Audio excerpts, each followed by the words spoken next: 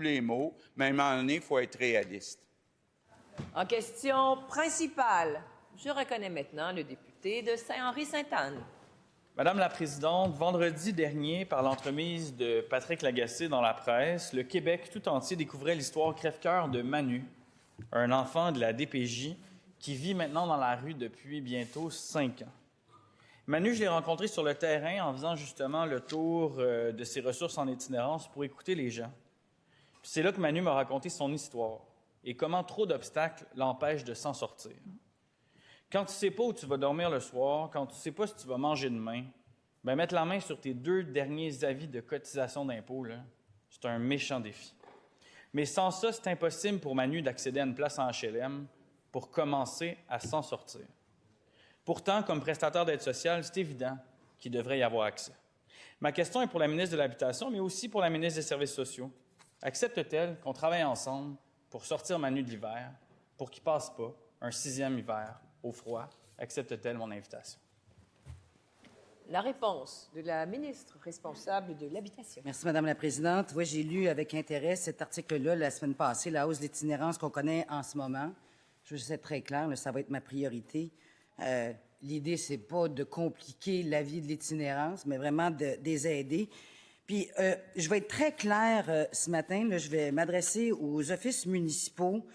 L'idée de fournir une preuve de revenu, là, une fois que la personne aura trouvé sa stabilité. Comme dirait ma mère, utiliser le GBS, le gros bon sens. C'est ce que je vais dire aux offices d'habitation municipaux aujourd'hui, de faire preuve de souplesse, de compréhension et d'accompagnement si au jour 1, ils ne sont pas en mesure, Madame la Présidente, de déposer leur T4 ou des documents qui sont demandés par les offices municipaux. Je demande ici un peu de compréhension, un peu d'humanisme. D'ailleurs, la Société d'habitation du Québec, là, je vais rassurer tout le monde, a envoyé un message très clair à tous les OMH que s'il y a des gens qui se présentent là et qui n'ont pas leur T4, moi-même, Madame la Présidente, j'ai de la misère à les trouver année après année. On va demander donc à ces gens-là d'avoir beaucoup de souplesse, Madame la Présidente. Première complémentaire. Merci, Madame la Présidente. Je remercie vraiment la ministre pour son écoute et son ouverture. Je sens qu'ensemble, dans ce dossier-là, on avait travaillé aussi avec l'ex-ministre de l'Habitation. Je sens qu'on peut faire quand même des petits pas qui peuvent faire une différence.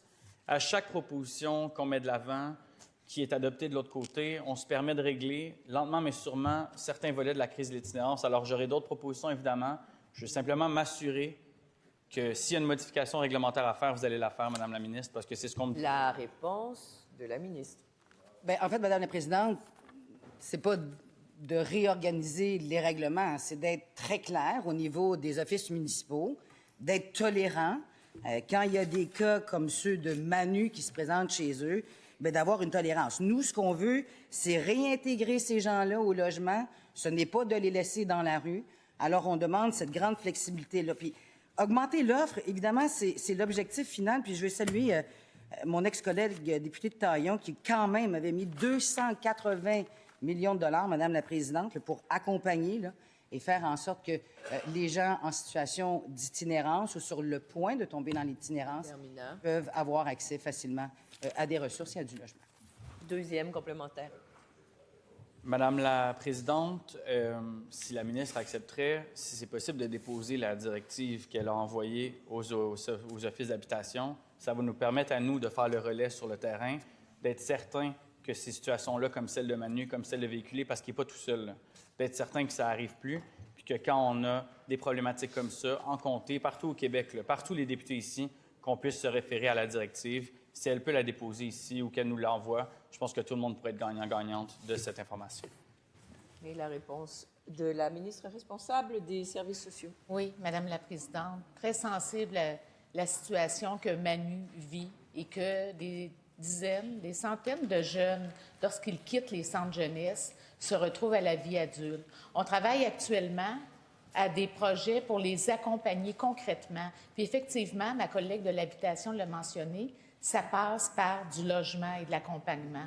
J'ai eu l'occasion d'inaugurer il y a quelques semaines un projet extraordinaire ici à Québec qu'on appelle le Zénith, qui est vraiment ça, c'est du logement abordable, avec un accompagnement des centres jeunesse, avec la possibilité de poursuivre leurs études, de trouver un emploi.